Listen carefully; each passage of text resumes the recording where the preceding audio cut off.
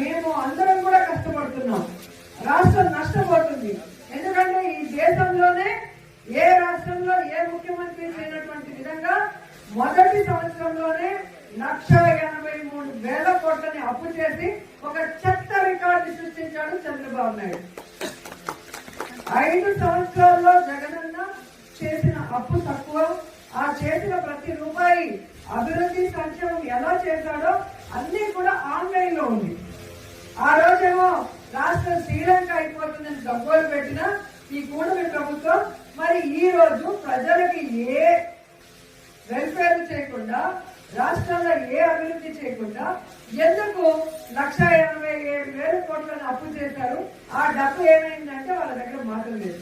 ఎందుకంటే ఒక్కసారి మీరు తప్పు చేస్తే మేము అందరం కూడా కష్టపడుతున్నాం. రాష్ట్రం నష్టపోతుంది. ఎందుకంటే ఈ దేశంలోనే ఏ రాష్ట్రంలో ఏ ముఖ్యమంత్రి చేయనటువంటి విధంగా మొదటి సంవత్సరంలోనే 1,83,000 కోట్లని అప్పు చేసి ఒక